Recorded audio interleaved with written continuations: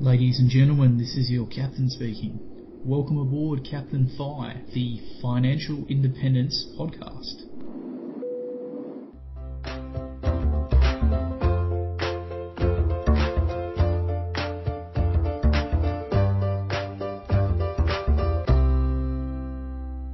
Before we get started today, remember anything on the show is provided for general information only and should not be taken as constituting professional advice. You should always do your own research when making any financial decision. Hey guys, just wanted to give a quick shout out to ShareSite before we get started today. I recently interviewed them for the blog and ended up chatting with the team for hours about how it all works, how I can use it, and I just wanted to say thanks. They were really transparent and helpful about it all. ShareSite is basically an accounting tool that I use to keep track of my share portfolio. So you'll see me start to use it more and more in the net worth updates and on the blog because it's really simple to use. It even does all my annual tax reporting for me with the click of a button. So no more agonising over spreadsheets in Excel. The best thing about it though is if you have under 10 holdings, it's completely free. So it perfectly suits index fund investors who are on the path to financial independence. It's not sponsored for the poddy or anything, but I just wanted to share this useful tool. I did do a pretty big write-up about it on the blog if you want to learn more about how you can use it to simplify your portfolio management, especially at tax time, and ditch the Excel spreadsheet. ShareSite did kindly provide a bonus sign-up offer for Captain Fi readers through an affiliate link. So if you want to sign up, you can score yourself 4 months of premium subscription for free. So head to the blog and check out the show notes for that. I personally just use the free version, which does everything I need. On board with us today is Mike Staunton, investor, personal finance coach, and CEO and co-founder of Money Like Mike. Mike lives in inner Melbourne, and after reaching financial independence, he left his high-stress career as an engineer to pursue his passion of helping others take control of their wealth. Mike has a pretty interesting story. He's originally from North Carolina in the USA, where he trained and worked as an electrical engineer. Despite being in one of the highest paying career streams, he somehow only ever seemed to go backwards with money and ended up with over $100,000 in personal debt in his early 20s, which included loans on 3 cars, one of which didn't even run. Mike knew he needed a change, so after being inspired by Dave Ramsey 8 years ago, jumped on board his first ever aircraft flight on a one-way trip to Melbourne, where he was taking a chance on a transfer to his employer's Australian office. Mike sold everything when he left to pay down as much of the debt that he could, and then adopted a lifestyle in the city which kept his cost of living rock bottom. This enabled him to drag himself out of debt. Through a combination of frugality, cycling, not having a car, being plant-based, and also being alcohol-free, Mike was able to pay off all of his debts and start investing. Mike invests in both the US and Australia through his 401k, IRA, and superannuation, which he maxes out, and also through mutual funds via a conventional brokerage account. Ultimately, understanding the difference between a want and a need enabled Mike to pay off his debts and reach financial independence in only 8 years. Now on the path to becoming a Deca millionaire, Mike shares with me some of the top saving and investing tips he uses with his clients.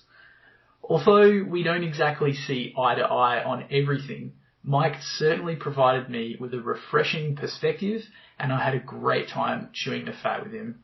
Strap in, guys, because it's a pretty long poddy. All right, with that said, Mike, welcome to the show. Oh, amazing. Thank you, Captain. I appreciate that intro. Last time we had a little bit of an accident in the studio and we lost all of our data. So we're recording this again. It's been 6 weeks since our first conversation. Thanks so much for bearing with me, mate. I've gone through a bit of stuff with family. I've had some leave from work and I'm now back into the swing of things. Oh, man, it's good to hear that you're back, and we all have been through something. Maybe not the same level of severity, but yeah, the last 6 weeks have definitely been interesting, and the first half of 2020 for sure has been interesting for a global scale. Absolutely, and I did want to ask as well. You're from Melbourne. How are you dealing with the lockdowns? And are you guys safe? And do you have enough toilet paper and plain flour? Yeah. I mean, all of that, everything that I do hasn't changed. So you're definitely asking the wrong human being about the rules. I don't listen, and even if I did take the time to be told or read or learn, I'm just not the man to know what's going on. So my life has not changed other than the fact that we can't travel. I personally try to cut a lot of the media out of my life because I find it really stresses me out. When I actually was home, spending time with my father and my mum, who are both pretty sick, they love watching the news and TV, and I found myself getting really anxious just with these repeating sound bites about all the coronavirus fears. Yeah, and it sort of started making me a bit uneasy. So I'm kind of glad I'm back in my own bubble now and I can unplug that TV. That is amazing to hear, and I love sharing the story. It's a quick one. Back when the Boston bombing happened a number of years ago, where if you watch the television and the news on the bombing for over 12 hours, you actually experienced greater PTSD than someone that was actually running the race. Wow. Yeah, it's it sells headlines, I guess, and that's why they do it. But it does take a toll on your health. It does. It's all affected, and that's why I love being able to join you on this podcast and being able to talk about money, because the people that are listening to you and I today, that hopefully to be able to take away something and learn something and fill their mind with the positivity. Absolutely. So, look, Mike, thanks for coming on again. And I guess hopefully it's a little easier this time around. But first up, can you tell us a little bit about yourself? So, obviously you've got that American accent, so, you weren't always from Melbourne. How did you get here? What did you do? And what are some of your hobbies? Yes, that's very true. So I was actually born in Durham, North Carolina. And I spent my first 25 years of life there. And I came over to Australia on my first international flight, and that was a one-way to Melbourne as an electrical engineer. And I did a transfer with my job, and I've been here for 8 years now. I'm a citizen. I have 2 passports. I'm pretty happy about that. I'll pick up on your career as an electrical engineer. I don't know if it's just me, but I noticed that a lot of people that are interested in financial independence, investing, retire early, a lot of them are engineers, particularly IT and software, but I have seen a number of, I was an aerospace engineer at the start of my career. Pat the Shuffler from Lifelong Shuffle, I'm pretty sure he's a Muddy, a civil construction engineer. The Aussie Firebug, he works in IT, he's software. Mr. Money Moustache, he is a software engineer. Mad Fientist, I'm pretty sure he's in IT as well. And now Mike is an electrical engineer, so it's a recurring theme. It really is. And if you do any research or read some books, the top 5 careers for everyday millionaires are engineer, accountants, teachers, management, and attorneys. So engineering topping the list right there. I'm not sure if it's number 1, but it's definitely in the top 5. Some people might think, oh, what about a doctor or an actor? But I would suggest from the doctors and actors that I know, which, count that for what it's worth, they probably tend to have a higher spending rate. So I know a big focus of my training in engineering was about efficiency. We did a lot of plant engineering, where you say we're going to design a factory. You look at areas where you can recycle or reuse energy. So say a particular process gave off a lot of energy, well, you could harness that energy and use that as a kiln if you were going to dry something that was a part of that process. So just in order to make the system more efficient. So perhaps that focus on efficiency, margins of safety, those lessons become translated to one's personal finance, which is why the engineers and accountants can potentially become wealthier quicker than other higher paid jobs. And I totally agree with you. The one that is probably my favorite is the teachers, because we've all have our favorite teachers at some point in our life. And we always talk about the poor salaries of teachers, but they actually reach millionaire status. And my belief is that's because they're actually doing the things that they love to do. I love teaching. I had some really amazing teachers. I had a lot of behavioural difficulties in school. I sort of haven't really spoken much about this, but I actually went to about 17 different schools, and I spent time in some behavioural rehabilitation schools and centres because I had a lot of trouble managing my emotions and anger when I was younger. Had a lot of energy and a lot of frustrations, and honestly, without some of those amazing teachers to support and love me and help me grow, there's no way I could be sitting here chatting to you right now. So yeah, I'm eternally grateful for some of the most amazing teachers that I've had in my life. I totally agree. I have a teacher that I actually still talk to today, and it's just amazing to have her in my life. And back to what we're doing today, we are teaching, and that's what I do as a coach. I'm there to teach. You can have anything you want as long as you help someone else get what they want. And so I think that it's really important on your journey to focus on helping other people get where they want to go, and they'll help you too. It's, you're going to be able to work together to achieve much more than you would as individuals. Totally agree. I love Zig and his quotes. We could just chat all day. It's awesome. What I really wanted to get out of you today to pass on to the viewers is you have something really unique in that you are car free. You live in Melbourne CBD and you get around everywhere on a bike. Now, I've had a lot of people interested. I recently bought myself an electric mountain bike.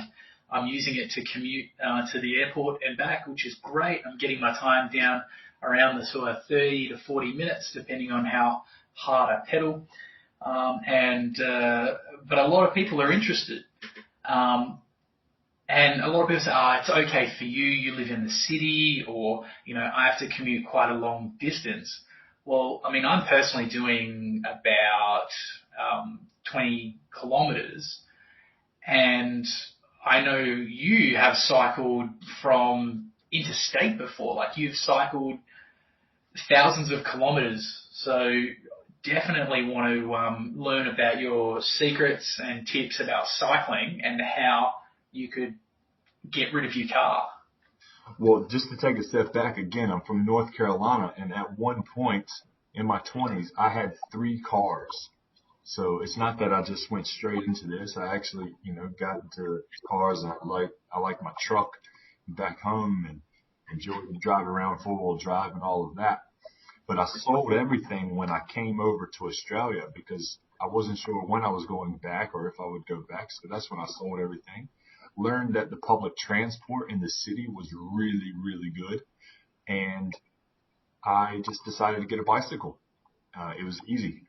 I was convinced, especially with the traffic. Like you mentioned, I live in the CBD. So, man, the traffic here is just crazy, and there's never any traffic in the bike lane, and that's what I really loved and enjoyed. It was also a forced way to stay up with my fitness. I was able to exercise without having to go and spend extra time at the gym. I was commuting, so it was kind of two birds, one stone. And one of my favorite things that I got to learn was after work on the ride home, it was almost like a meditation for me because I rode hard and I was weaving in and out of traffic at peak hour traffic down, sometimes Chapel Street or St. George's Road, wherever I was. And it was almost like a meditation because I had to be completely present and in the zone, or I was going to get hit by a car or a car door or someone crossing the street when they shouldn't be. Wow, that feeling actually, I used to ride my motorcycle quite a lot. I recently sold the bike and I was a little disappointed. For me, it was a financial decision, chasing financial independence, but I really enjoyed that Zen-like state of riding my motorcycle because you're right, you have to be completely in the zone. And I get that a lot, a similar experience with flying. You need to be completely present, otherwise you can have some serious consequences. And since I got my electric mountain bike though, I feel like it feels almost the same purpose as my motorcycle. And it's so much fun. So how do you make it work then with your cycling? Because there's obviously days when it's really hot, days when it's really cold, when it's raining, days when you wake up and you have to go to work early. How do you get yourself out on the bike in freezing temperatures, sometimes before the sun's even risen?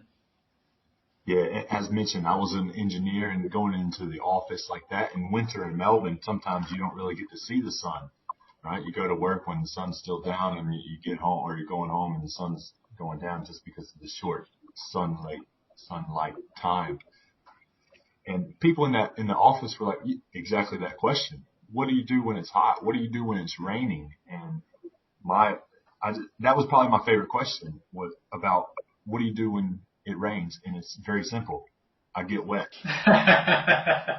Honestly, it's just no different than that. I personally love the heat, so bring it on. I haven't been to Darwin yet, but I have been to far north Queensland, and I would consider living there. I very seriously believe that I could be there later this year or next year. I just love the heat. The cold in Melbourne is really getting to me this year. Quite cold, but riding around, in my opinion, that just means you're not riding hard enough. Yes, of course. Okay, so you just need to be burning more energy. That's it. I mean, there was many years when I was doing about 100 Ks a week commuting to the office. I actually didn't even wear pants. I wore shorts all year round. Yeah, see, I have and I look a bit ridiculous in the winter mornings. You know those it's almost like a ski mask, but it's clear. People use them when they're using power tools. It's like a eye protection. I wear that. So I basically have a clear ski mask, Nilex ski mask, which I put on. And that just stops my eyes from tearing up because I am going pretty quick. I reckon I'm getting up to about 50k an hour. And I just have a wind cheater waterproof jacket. I wear shorts, just my woolen Explorer socks and a pair of gloves, and that keeps me going. Maybe have a little face sock, just to sit over my mouth. I don't know what they're actually called. It's kind of like an elastic sort of scarf. But I find after 5 or 10 minutes, I get really hot and I need to take it all off. Yeah, and that's right. That's what you'll find. And I go out in shorts, or years ago, not this year, but it would go out in shorts and you quickly warm up. So now I just want to back up a bit because you said earlier that you had 3 cars and then so you sold them because you obviously couldn't take them with you when you came to Melbourne. What stopped you from buying cars when you got to Melbourne? Like you mentioned public transport. Was that literally it or? Well, I am a financial coach, and one of my number one things that I teach people to do is to get out of debt and stay out of debt. So when I actually came to Melbourne 8 years ago, actually 8 years ago this month, I made my last debt payment that I'll ever have for the rest of my life. So I arrived and still had just a few $1,000s left to pay in the U.S. for my student loans when I knew, and I had already vowed and knew that I was never going into debt again for the rest of my life for anything. So I had to get out of debt. Then I had to save money in order to say I wanted to buy a car for $5 or $10 or $15,000, whatever the price was. By that time that I had that money to do so, I was already here for nearly, I don't know, 9, 12 months, something like that. And so I made it for a year. It just doesn't make sense. It financially didn't make sense. And when I ran the numbers of what it would cost me if I paid $10,000 for a car in cash, man, I've saved at least 50, if not probably close to $80,000 just with that car. It adds up. I mean, even if you pay for the car in cash, you still got rego, you got insurance, you got tolls, fuel, maintenance, and let's be honest, we're all going to get a parking fine here or there. Now, this was something that I was really interested to dig into more depth, and I recently actually wrote out everything that it costs me to commute, and then I looked at what some Australian averages would be. I've just got the article now. It's called The Total Cost of Commuting. It's up on the Captain Fi website. And for me, I reckon it cost me around 61 cents per kilometre. And that includes, as you mentioned, the depreciation on the car, the maintenance, the petrol, the wear and tear, maintenance, insurance, registration, the occasional toll, parking, all that kind of nonsense. Because I basically looked at that, and since I'm, driving over 40 kilometres per day to the airport and back, I hope my maths is adding up here, but it's saving around $150 a week just by leaving my car at home and cycling. That's right. My math tells me the same thing. That's about $6,000-$7,000 a year. Yeah, that's a lot of money. So, I mean, $7,000 a year, if you're putting that into an ETF, an index fund, and, you're going to get roughly 10% back, that's like giving yourself a $7,700 pay rise every year. So you're going to save that $7,000 and then you're going to make $700 on it every year. Think about the amount of money that you would need in your portfolio to sustain that. If we're talking the 4% rule or the 25x rule, that $7,000 that you would need to commute, you would need nearly $200,000 worth of index funds invested just to support that commuting habit. On the flip side, if you're happy to ride your bike rather than drive everywhere, and I'm not saying you can get rid of your car entirely, but just, only, Mr. Money Moustache talks about it quite a bit, only using it when it's absolutely necessary. Riding the bike just brings financial independence all that much closer. It does. And we're only talking about the commuting to the office. You had shared earlier that you just drove 20 hours. How many kilometers was that? 1,500, 22,000 kilometers? I'm not sure. But it's also more costs. Yes, absolutely. I don't think I'll ever get rid of my car entirely because my family is so dispersed around the country that I really value being able to get in the car and drive thousands of kilometres, road tripping. I'm looking at getting a van actually, but when I'm home, the idea is that van is securely parked away in the garage. The battery's, disconnected or it's on the trickle charger, and I'm not really using it because I have my bikes. But then it's just there as my safety net. So I'm not quite at your level yet. I haven't reached that awesome level of cycling, but maybe one day. And it's all personal choice. I mean, it's just like your finances. Like, I'm a personal financial coach because everyone's situation is different. Everyone's going to do different. So I believe that you have the discipline to leave your car at home. I know for myself, I can't do that. If I had the easy option, I'm choosing it. But because I don't have a car, I can't drive one. I like it. You know, I'm a little bit all or nothing when it comes to some aspects. An example is I won't buy a gaming console because if I buy like an Xbox or a PlayStation, I know damn well I'm just going to sit there and play it until I finish every game. So I do have to limit myself sometimes, but thankfully I'm disciplined enough with the car and the bikes at this stage. And it's all a journey. It's an ebb and flow. Things change. You might hit 85% savings rate next year. And something may happen. You have to go back, or you choose to go back and see family around the country. And maybe it's only a 30% savings rate, right? It's all a journey, and to be okay with that.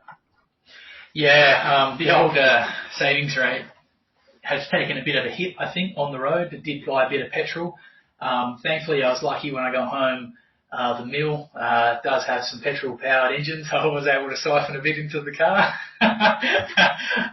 which is a bit cheeky, but it was having time off work definitely meant I wasn't earning, the good money, but hey, this is the reason we're looking for financial independence, is that when things like that happen, you have the ability to go and take a break from work and spend time with family.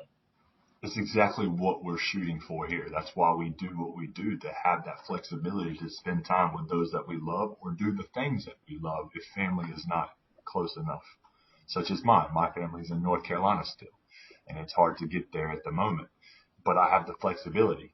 Could I make it happen? Most likely. It's just going to cost a little bit more money. Yeah, that must be really tricky having family literally on the other side of the world. Technology works great. I mean, here we are, we're recording a podcast. We're not even in the same city, and then you're able to FaceTime or video call and do different things to stay connected, which is very, very helpful. You don't have to write letters anymore. When I got to my dad's farm, I found some letters that I had actually written him from years and years ago, and it definitely brought a smile to my face, but I realized, gosh, I can't remember the last time I wrote an actual letter. Back to the bikes. What kind of bike do you have, or do you have multiple bikes? I only have one bike at the moment, and it is a flat handlebar road bike. I use that as a commuter. When I was going to the office, I now work from home. I've been working from home for the last 8 months. So now it's just a joy ride, and I have been setting it up to do the interstate travel coming hopefully in summertime or warmer weather. I don't know about Queensland, what's going to happen there. We're pretty flexible in the current rules and stuff. I live in Victoria, but that's my bike, and man, I love it. It is what it is. I have been to many bike shops and been shopping to look to upgrade, but I just can't justify it right now, and I don't need more than one bicycle at the moment. That's really true. You can go overboard. I started with I think I paid $20 for it on Gumtree, just a small mountain bike. And I was riding that, and I even rode that to work a few times. And I tell you what, doing, just over 20 Ks each way on a $20 bike with little wheels was challenging. So I had a look at some reviews online. I found the bike secondhand, which I currently bought. It's a BH Neo 29 ER, so it's got the big 29-inch wheels. It's got a integrated battery in the frame, which you can lock and unlock. And I tell you what, it is one of the best things I've ever bought. I think I paid $1,000 for it. I was lucky that I had some lights and reflectors and things which I had on my old bike. And this thing is great. In Australia, you can't have a throttle on an electric bike, so you have like a pedal assist. But I can charge this thing up, and with me pedaling, and I'm pretty puffed when I get to work and back. I can get it to average around 30 to 40 kilometers an hour. And I charge it up every day just to keep the battery safe. But I think it's good for like 100 kilometers or a couple of 100 kilometers. So yeah, it's probably one of the best things I've ever bought. Have you ever considered buying an e-bike or riding an e-bike at all, or are you just a bit of a purist? I gotta say, I'm a purist in that sense. I can't do it. I see people riding these racing bikes, the carbon slimline road bikes, and I'm like keeping up with them sort of, and then they kind of going down a hill they're so fast, but with my pedal assist and the uphill I can kind of catch them and pass them. And I remember going to work the other day, and there was this bit of back and forth because I'd overtake them, and they would overtake me, and then I would just and in the end they just sort of, it looks like they got the shits and they just went 110% to just leave me in their dust. Yeah, it is a great challenge. I mean, over the years I've had a few bikes. I remember very similar when I got here. I bought my first bike on Gumtree as well. I paid $15, and I ended up getting a floor fan, like one for the bedroom, and the bicycle for both for $15. I feel the pain when you're like, it takes a while when you're doing that commute on a bike. I quickly learned that there are actually bike sizes, and I had no idea that fit my body. On the Instagram and Facebook and that, you're a pretty tall bloke, so seeing you on a little bike would be funny, right? Yeah, it is now, but at the time I had no idea what I was doing. Well, it's funny because my cheap bike that I rode when I first got to Sydney, I'm pretty sure that's like a teenager or a child's bike. The BH motion Easy Motion that I'm on now, that's a proper adult size bike, and it makes such a difference. Just, that extra length on the crank, the clearance, the ergonomics, and the biggest one for me is the wheel diameter. So the 29-inch wheel, it makes it so much easier to ride. Yeah, I had a 29er for probably 5 years, and I did the most kilometers on that thing so far, and I loved it. The wheel diameter you can beat up is 29 inches. And my similar story of yours with the electric bike, I was riding home one day after work, and this guy had an electric bike, and I called him up at the lights, and we even up a hill out, similar to the little carbon guys, I was trying to keep up with this. I was going 110%, and man, it was a challenge, and he's just sitting there, pedal assist, kind of going along, and I am busting it. And I remember that day very, very well. So I reckon an electric bike fits a really important niche market on both ends of the cycling spectrum. So for me, I've always been a fairly fit guy. I enjoyed cycling. I used to do a lot of downhill riding. I did track velodrome racing when I was younger, and sort of just fell off the bandwagon. But it's a different kind of fitness than the weightlifting and the fartlek sort of running and swimming that I was doing. And it really helped me get into the cycle commuting. And look, I'm looking for like a carbon road bike now because, this electric bike is wonderful, but I'm also cognizant that it's quite heavy, and the 29-inch wheels have off-road tires with big treads, which create quite a lot of drag, and there's a big contact patch. So as I'm improving my cycling ability, I'll probably transition to a carbon or even just an aluminium road bike with the really high pressure, like 90 psi or whatever it is, skinny road tires, just so that, it's sort of, I reckon if I got the road bike now, it would have just overwhelmed me and I would have just given up. So the electric bike has allowed me to just to keep doing it and to stick at it. So I think it's really good for people that want to get into cycling or know they need or should be cycling, for all the beneficial reasons we've mentioned, the amount of money you save, like holy moly, thousands and thousands of dollars a year. The fitness aspect is really invaluable. And for me, it's also a time saver. So you might go, well, hang on, it takes you almost an extra 50%, sometimes double, to drive to work. Well, I go, yeah, but now I've done my exercise for the day, so there's no need to go to the gym. So for someone who is paying for a gym membership, woof, you don't need to pay that anymore because you're cycling. And we haven't even mentioned sort of the environmental benefits as well. Like roads take up so much space in the city, and cars, you produce so much pollution. And cycling sort of it ticks all these boxes. So, but I know some people aren't really mad keen on cyclists. So, have you had any bad experiences cycling, Mike?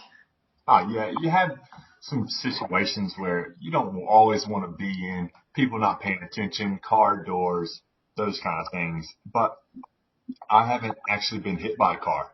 And even though sometimes you hear some purist cyclists, you're not a real bicyclist if you haven't been hit by a car yet. I've not been in a bad situation, which I'm very happy with. But it comes back, I believe, for both you and I. We both had motorbikes. I had one when I was 17, which is a whole nother story in itself, which was very silly. But I survived, and the only way I was able to survive was to be a defensive driver, to be 100% present and make sure that other people will see you in whatever manner that means. Look, I did defensive driving courses myself. Perhaps I overdo a lot of things. When I was getting my license, I was too nervous to sit the test, so I did the competency logbook method. And same with my motorcycle riding. I did the stay upright course. I went through the training, the L's and the P's and everything. And I did the defensive driving courses. And because I thought that was a very valuable return on investment. What do you think about, would you recommend people go out and pay to do defensive driving courses, or how do you think people can be better at driving and cycling? I think it's very helpful to understand both sides. As a owner of cars and driving of cars, I have respect, and I feel like I have common sense and I pay attention and all these other things.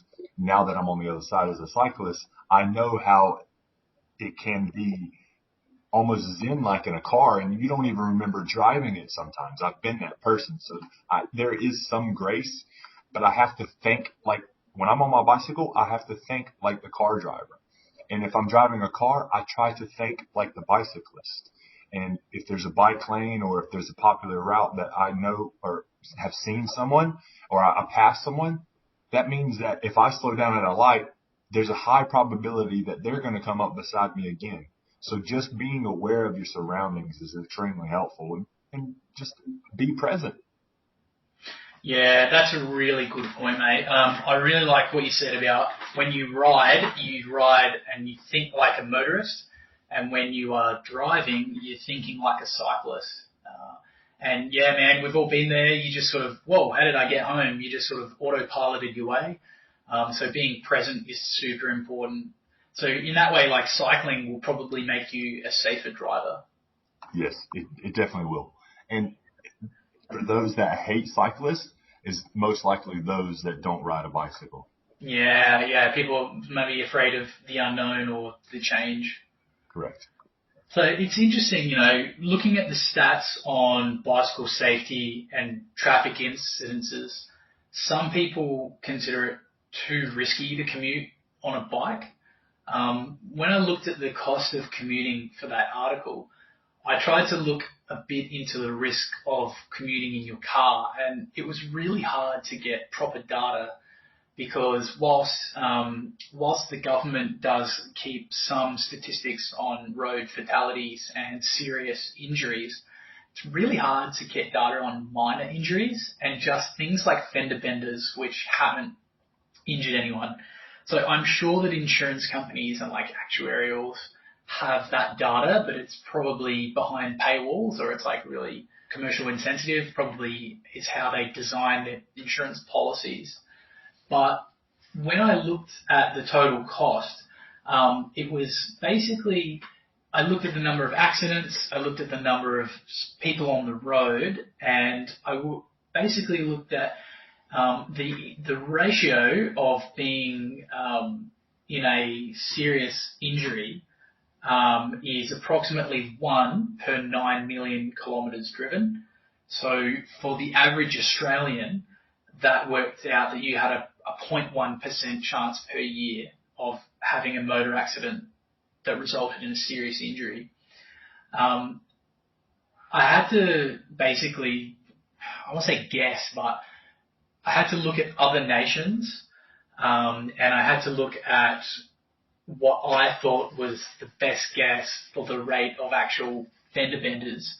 And in my experience, my limited experience, I reckon that was around 1 in every 3 to 4 million kilometres travelled, meaning that you kind of having a 0.3% chance of having some kind of minor vehicle accident per year.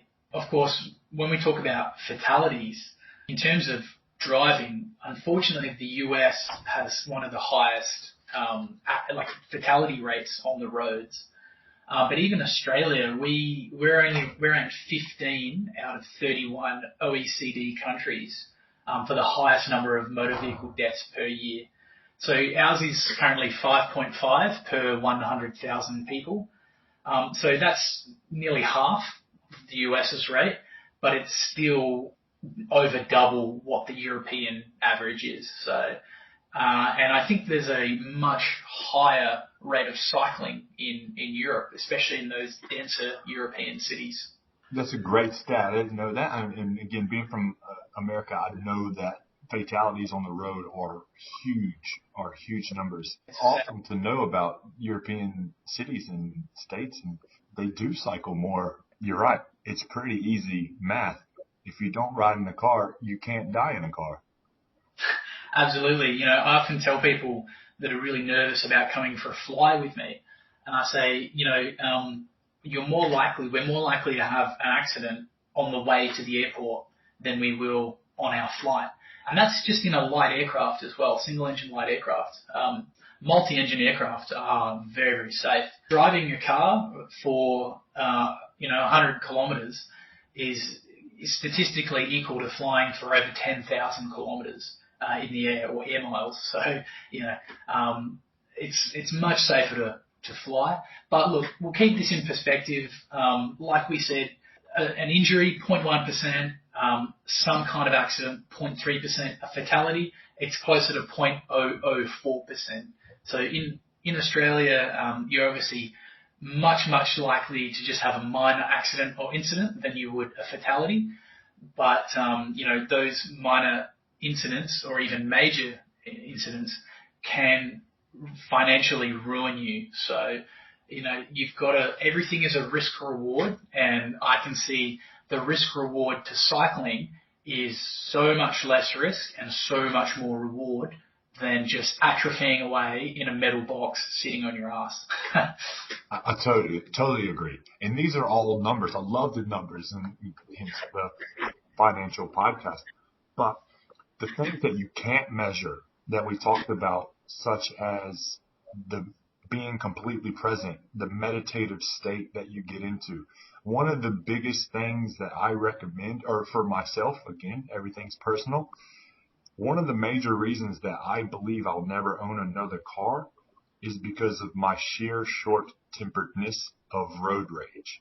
When I don't have a car, I don't get road rage. I'm in a bicycle and can meditate, basically.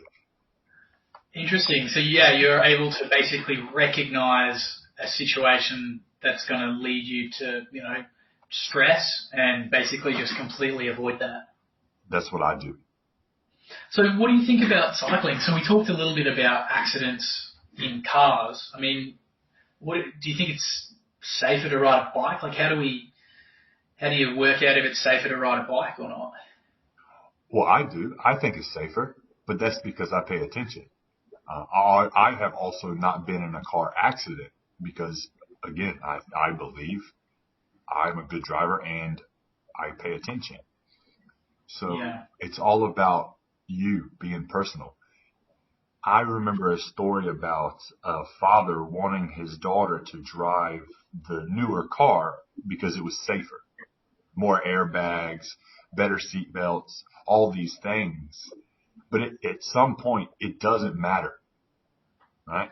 It's kind of like because you're a pilot, because in the plane, seatbelts are really irrelevant from my understanding. If you're going down, you're not going to live. Okay. Well, actually, just because you mentioned that, it depends on the type of accident, right? So if you're doing like a CFIT, like a controlled flight into terrain, and you have no idea that you're about to fly into the side of a mountain, absolutely, it's not going to do shit. Excuse me. But the reason we wear the seatbelts is if, for example, we have a crash on takeoff or landing, it stops you from flinging out of the seat, and it also, in turbulence, can stop you from being ripped out of your seat. I remember flying once. Where was I? Gosh, I think I'd left Dubai, and it was somewhere over that part of the world. Can't remember where I was going, but we were flying really, really high for the aircraft, and we hit a jet stream, or we were on the polar side of a jet stream, basically flying where you shouldn't be, and we all learn in ground school not to do this, but we did it anyway. And we hit turbulence, clear air turbulence associated with the jet stream, so strong that the lasagna that I was eating stuck to the roof of the plane. I was basically turned upside down because I hadn't had my seatbelt on properly. Like I was sitting in the third seat, and the captain at the time was twisted 90 degrees, so his legs were over the throttles, and it disconnected the autopilot, and the aircraft began to descend. And so we were just like, holy crap! All right, let's get out of this. So we were very glad to have our seatbelts on then. But okay, minor diversion. Yes. back to bike. And it's all about how you go about it, right? I'm not going to ride on the M1 here in Melbourne. Not happening. Yeah. I'm on bike paths. I'm on roads, yes, that are busy, which I quite enjoy, to be honest. Chapel Street used to be a busy place, and I love going down there. It's more dangerous, but I am on a bicycle riding faster than those cars are driving. Yeah. You like I say, if you have that situational awareness and you know where the where the cars are, you're able to keep yourself safe. Unfortunately, it's often when you lose that situational awareness and you don't know where the threat is, that's when it can become an issue. I'll give you a personal example. So my mum actually used to ride to work. She would ride about 15 Ks each way. She's a teacher. And one day she was riding along, it was a 60 kilometre an hour zone, 2 lanes, not a particularly busy road, and she was unfortunately hit by a car. She tells me now she can remember basically just flying through the air and going, what the hell is happening? And then the next thing she knows, she was in hospital. And her helmet was cracked clean in half. So when she did hit the ground, she landed on her shoulder and her head, broke the helmet clean in half. So she has had extensive surgery. She's required ongoing physiotherapy. I call her the bionic mum or the Terminator mum because she now has metal plates and metal rods in her arm because some of her bones were just completely shattered beyond repair. And now what is it, probably 10, 15 years later, she is suffering like a lot of arthritis related issues from that. And so, to her and to our family, the risk of cycling is very real risk. Yeah, and that definitely touches home. There is that risk. You gave the numbers. Is it worth it? For us currently, it could be the male ego. It could be our age. We're much younger, I guess, than your mom is now, but it is the risk. You're right. There is a risk, and is it worth it? And you can relate that to finances. We can talk about investing styles and what I invest in, and there's a 0% chance I'm investing in Bitcoin. Yeah, you and me both, mate. I just want bog standard index funds. For me, investing is not sexy. Investing is boring. That's it. I love the book. One of the best investing books that out there is The Tortoise and the Hare. Hey, slow and steady wins the race. That's it. Every time. So, actually, I wanted to ask you a little bit more about finance and books, because this is a finance podcast, I guess.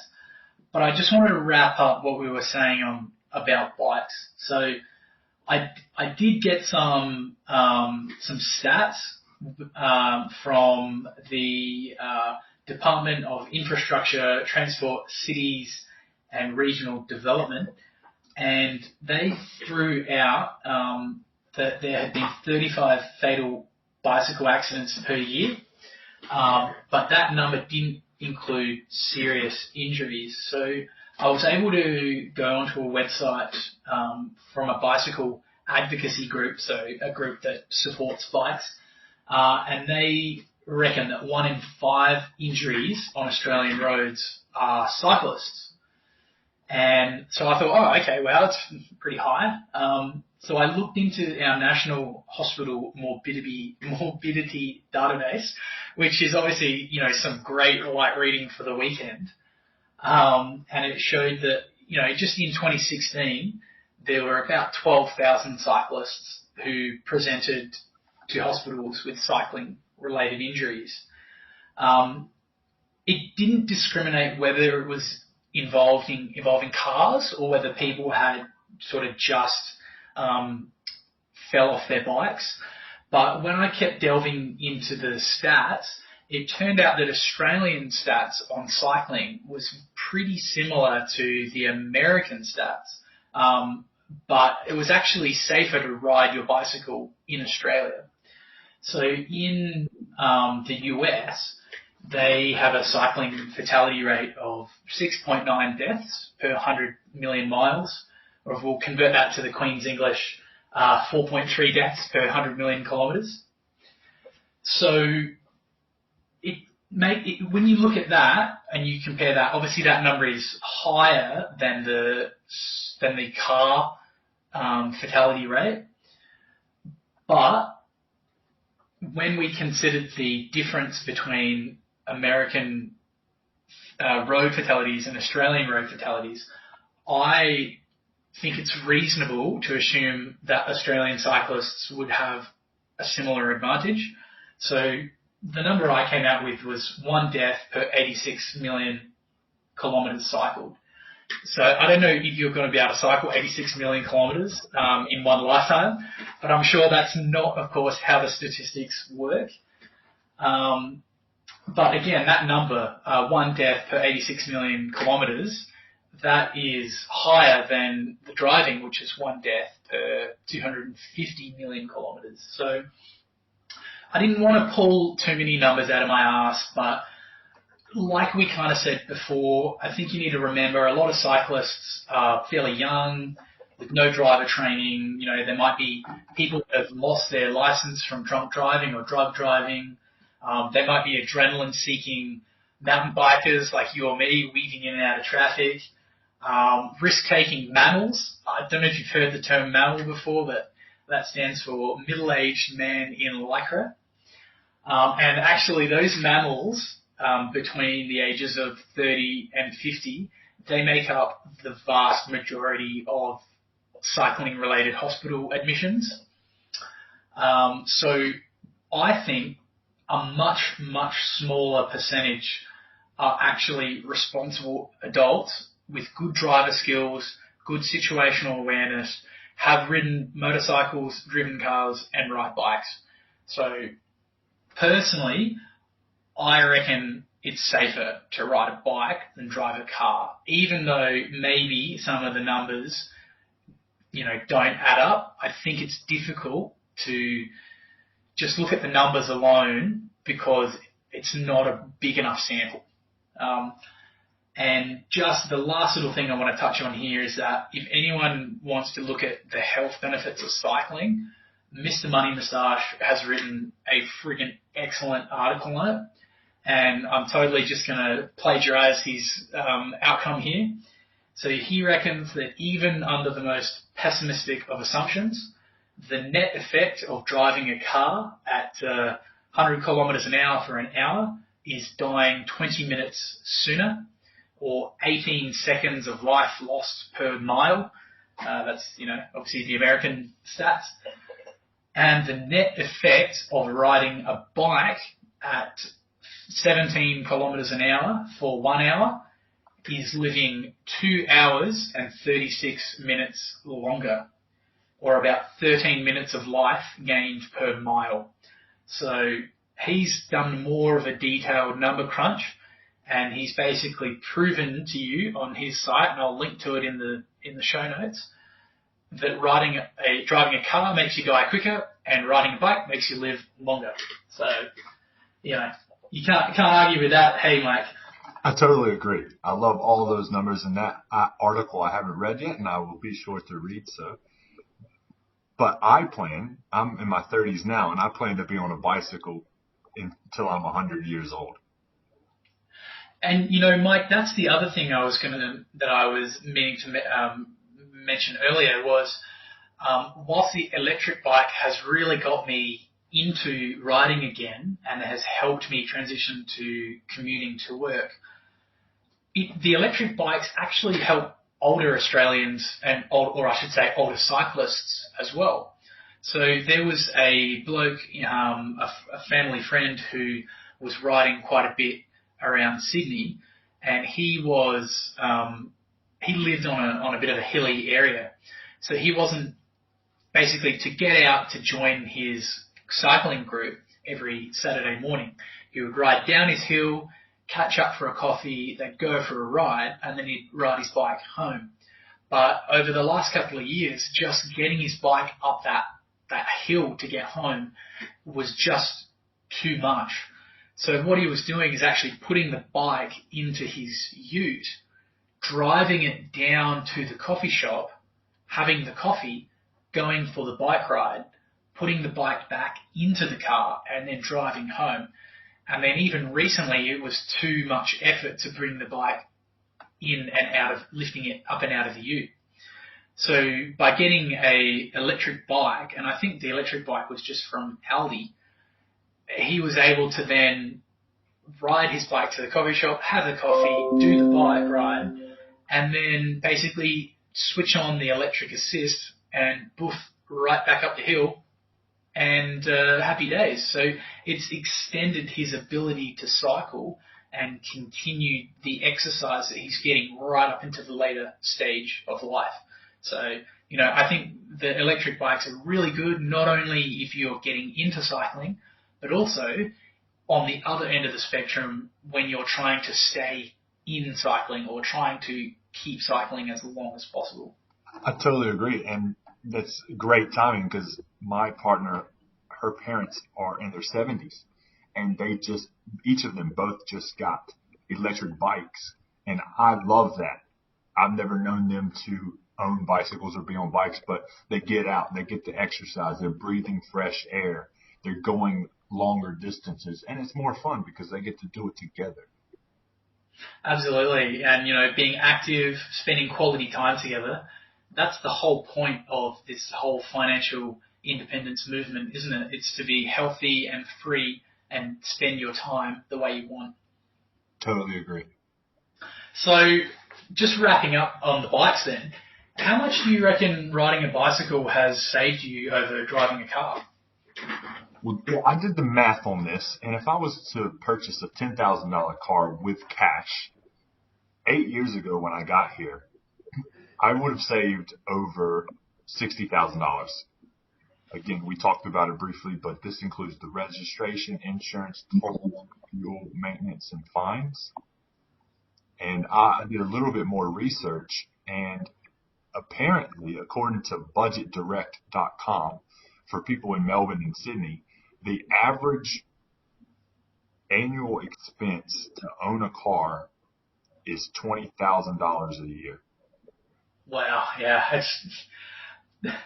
The reason I am just flabbergasted by that is because $20,000 per year, that's my fire number.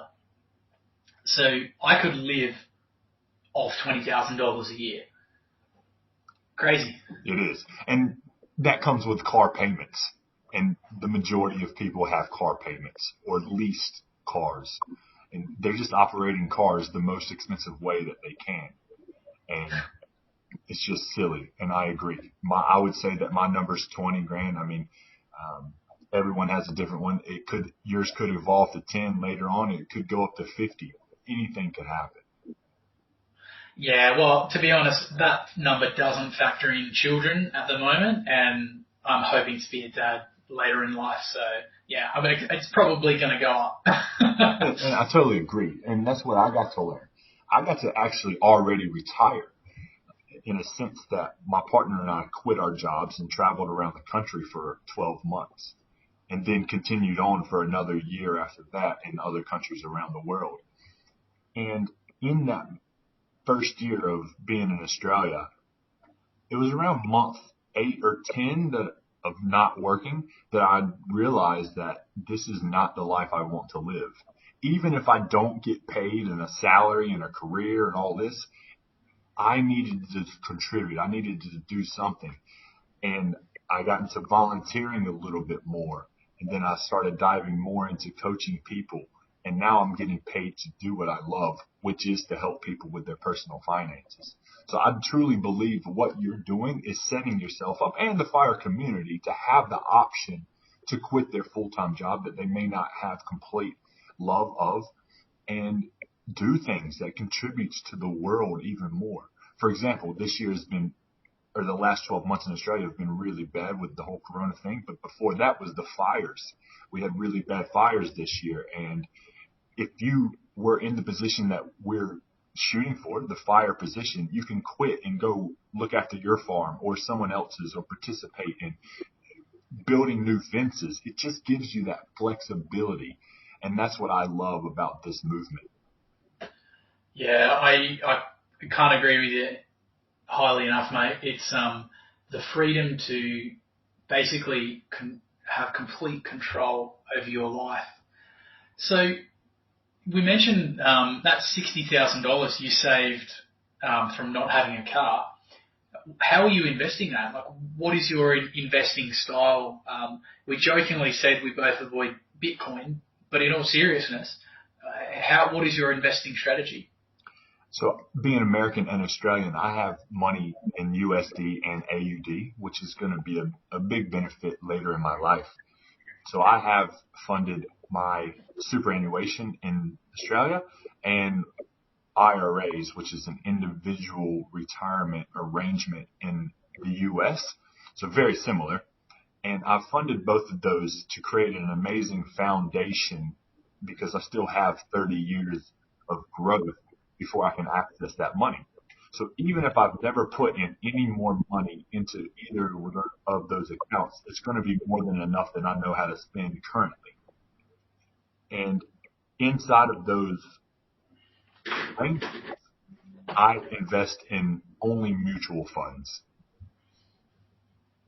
Okay, so mutual funds. So now in Australia, I guess not all mutual funds are built equally. So I invested in a fund, and I won't say which one it was, but the fees were really high, and the promotional letters I got said, dear investor, you're making all this money, you're very smart to have invested with us, blah, blah, blah, blah, blah. but I failed to consider the drag effect of the fees. And when all was said and done, I think I got like 4.5% off of these guys with full risk exposure to almost a 100% stock environment.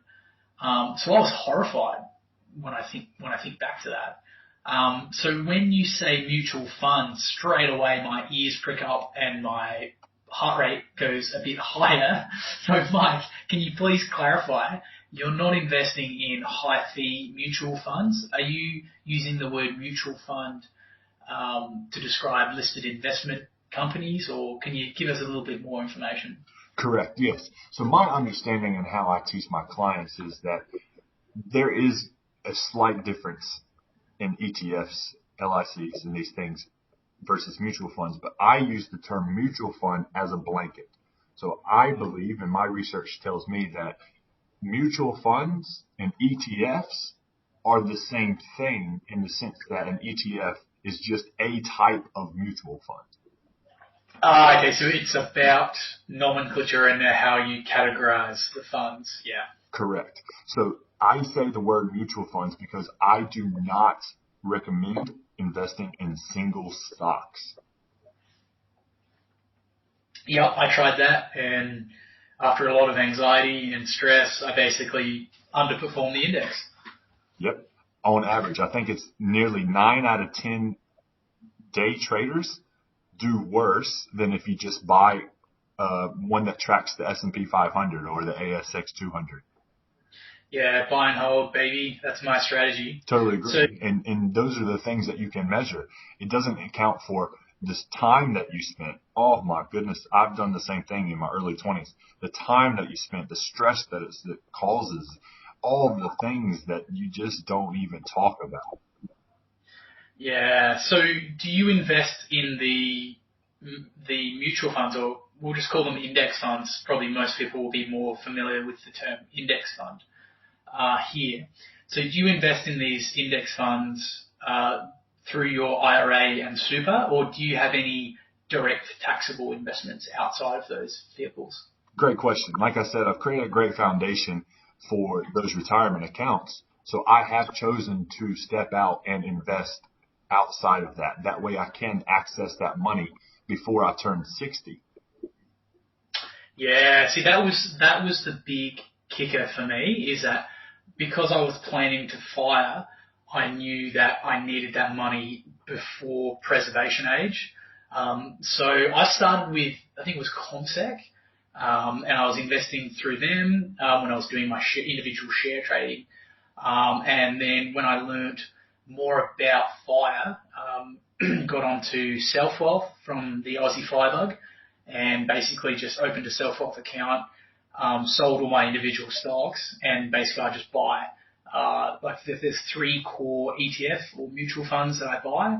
So the A200 for Australia, VTS for America, and VEU, which is Total World minus America.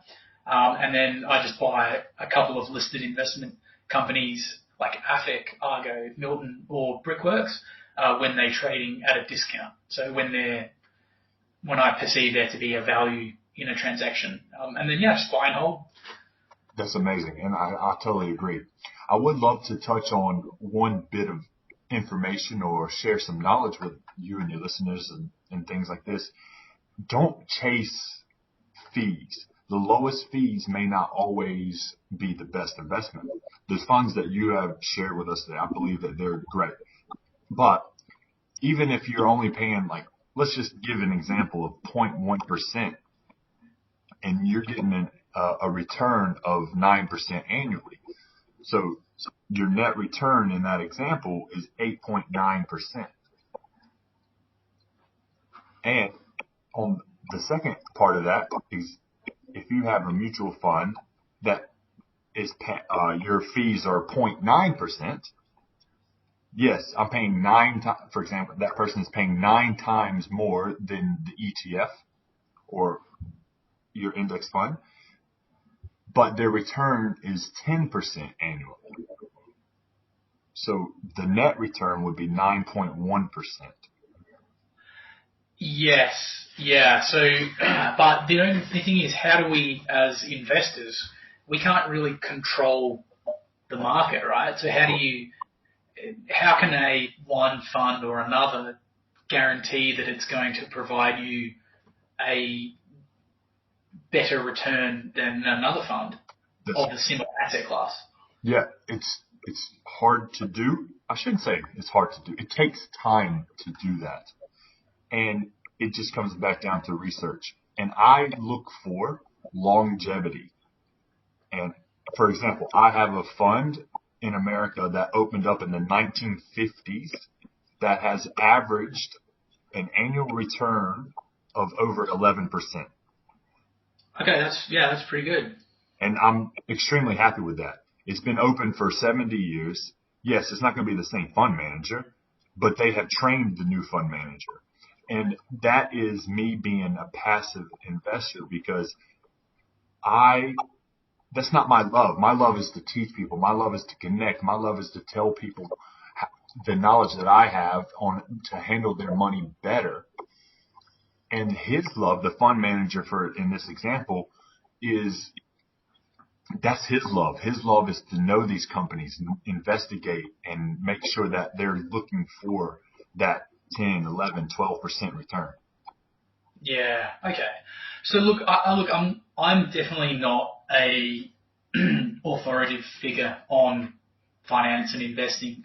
I'm on my path to financial independence. I'm learning as much as I can. My core portfolio are just passive ETFs. So just the index. So basically no active fund management at all, and really low fees. So for that core portion, I figure I can't control the market, but I can control the fees that I pay. So in that respect, I try and get the lowest fee ETF, but I don't mind a little bit of active management, as long as the fees are really low and as long as they're not sort of tinkering with the index too much that it's going to spoil or increase the risk. So similar to your investing in these mutual funds, like I do invest in old school, or I call them the granddaddy Aussie licks. And similar to your one that's been around since the 50s, there are Aussie licks that have been around similar time periods. So, and they do charge a higher management fee than the core ETF index funds. But I think, there are some slightly different rules between a corporate company structure, which these LICs have, and then just the trust structure that the ETF has, which means there's pros and cons to owning both. But personally, I'm hedging my bets and I'm just going to own both. And I totally agree. You have taken action. That's my number one thing. We can get paralysis of the analysis, and hopefully the people that listen to this, if they're one of these things and they're judging the conversation that we're having about fees and how much do you make, just jump in.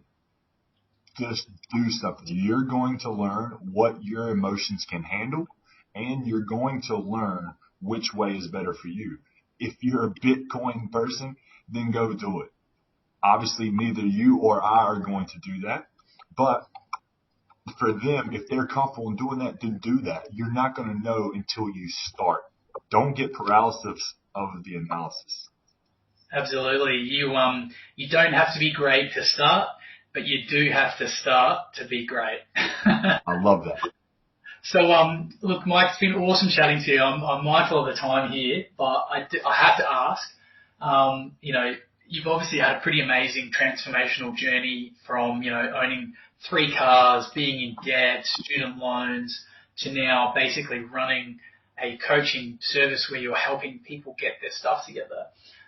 What are some of the best books on your journey that you've read on sort of finance, personal growth, and even just lifestyle?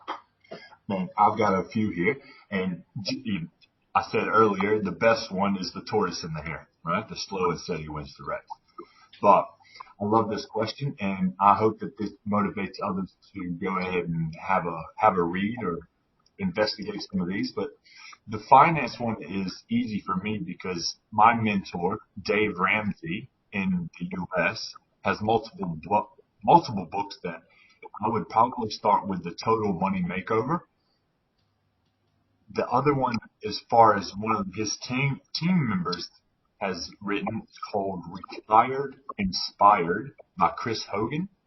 And I remember that book and how profound or how much those words in the book were powerful for my situation at that moment. Another book that my number one investing book I recommend is Simple Wealth, Inevitable Wealth by Nick Murray. Find it and read it. It is decades old, but it has stood the test of time, and I love to reread this book every year or so because it keeps me on track to know that what I'm doing is working and to not get sidetracked. Man, honestly, it's the best investing book that I've read. It was recommended to me. It was old. Honestly, it looks shit, but I picked it up, and I recommend this for any investing questions and people in my life. The book that I gift the most is called the book Boundaries by Dr. Henry Cloud, and he talks about when to say yes and when to say no. Now, I haven't given this to every one of my clients, but I talk about this with everyone because all relationships, be it your neighbors, literally a property boundary, or your family, your friends, you got co-workers, and most importantly, yourself. It's really powerful stuff, isn't it? That psychology, because when you think about it, investing is really like 20% money knowledge and 80% behavior. That's right. And that's where my coaching comes in, right? I can teach you the 20% in one session, but I have to deal with the other 80%. Which is the man in my mirror, the man in your mirror, the person of my clients in their mirror. And the final book, especially, I think this is one of the most pivotal books that I've read as far as relating to the FIRE community, because why are we doing what we do, right? We all have to do this. And that book that will give you some of that perspective is called The Top 5 Regrets of the Dying. I think listening to older people or people in that situation is going to be very powerful. I totally agree. I've always connected with the older generation, still do. And it really is that thing. It's what have they done? What can they teach me that I don't have to spend 10 years of my life doing? And I'm hoping that some of these podcasts and my coaching services help people do the same thing. I don't want you to learn what I had to learn that took me 10 years. I can tell you how to do something in 90 days and change your financial life. Can you tell us a little bit more about your coaching business and how you help other people? Totally. Thank you. I help turn others' dreams into a reality with a proven financial plan, right? That's what I mentioned before. I'm out of debt 100%. I will never go back. I teach you how to manage your spending plan, your monthly cash flow plan, and get out of debt and to stay out of debt. Yeah, you can find me at moneylikemike.com on Instagram and Facebook as well. I'm there to inspire. I'm there to provide people and teach them to have hope, confidence, and certainty when it comes to handling your personal finances. Now, I don't know about you and how your journey started, but the people that listen to FIRE usually have a great grasp about how to do these things. It's more for those people that we're surrounded with because the numbers tell us 8 out of 10 people, that's 4 out of 5 people live paycheck to paycheck. To me, it's just outstanding. I mean, it's just, I can't even fathom it. And even though I lived there, I was there at 20 years old, I was worth negative $100,000. And now I'm on my way to deca billions because of what I do. It works. And it really is the behavioral side of things. You just got to get started, eh? You just got to get started. You got to say no to yourself. Cut up your credit card. Honestly, that's the number one fucking advice I can give someone is to get rid of your credit card. Just on that, Mike, we probably got to wrap up. and I just always ask everyone this the same question: is what are your top 3 tips for people on the path to FIRE or people wanting to improve their finances right now that they can do? The number one thing that I teach people or to build wealth is very, very simple, and it's to never spend more than you earn. It's really that simple. And I don't believe that the FIRE community is part of that, because we're always finding ways to invest more. How can I cut this and this? So I don't have a problem. That's not for the FIRE community, but those 4 out of 5 people that live paycheck to paycheck, they need to learn to never spend more than you earn. And that comes to financing cars, the credit cards, taking out a mortgage that you may not be able to pay if you lose your job. Some of these books that I mentioned above, and some of the reading that hopefully your listeners have read, was if you want to be a millionaire, then you need to do what millionaires do. So my number one tip there is, and their advice is, to get out of debt and stay out of debt. It was definitely the single best thing I've ever done. For example, why am I trying to invest money right now to make a rate of return of, say 10% for easy numbers, but I'm paying 18, 25% in credit card interest?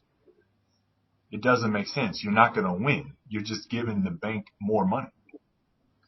Yeah, absolutely. Personal debt is a real killer of wealth creation. Yeah. And back to being content. If you're content and have gratitude for the things that you already have, man, you get to just live a happier life. And that's not exactly money related, but it comes to FIRE as well, right? Do you need to upgrade your car? Do you need to upgrade your house?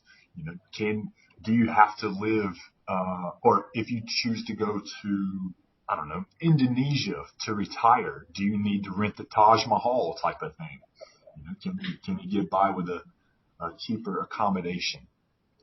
And I always thought, and since our subject today was all about the bike, I'll give you a bonus tip today, and that is to sell your car and ride your bicycle. Of course. Riding bikes has saved me a heap of money. And, whilst the car's still in the garage, depreciating, the paint's not getting damaged, it's not getting wear and tear, so it's, preserving its value. But one day, eventually, I'll be able to sell it and just focus just on riding the bikes. So, look, Mike, it's been an absolute pleasure. Thanks so much for carving out some time to have a chat. Again, I know this is the second time around, so double thanks. It's been an absolute pleasure having you on the show. To get in touch with you, what's the best way to track you down? Either Facebook or Instagram at Money Like Mike, and sign up. I have a weekly newsletter that I send out every Wednesday, so join me in that. All right, Mike, we look forward to catching up for a beer and a bike ride sometime in the future. All right, thanks, Captain. Thanks for listening to another episode of the Captain FI Financial Independence Podcast. To read the transcript or check out the show notes, head over to www.captainfi.com for all the details. If you have a question for the captain, make sure to get in touch. You might even make it on the airwaves. You can reach me online through the Captain Fi contact form or get in touch through the socials. I'm active on Facebook and Instagram, as well as a number of online finance and investing forums. And finally, remember, the information presented on the show and the links provided are for general information purposes only. They should not be taken as constituting professional financial advice. You should always do your own research when making any financial decisions and make sure it's appropriate for your personal circumstance.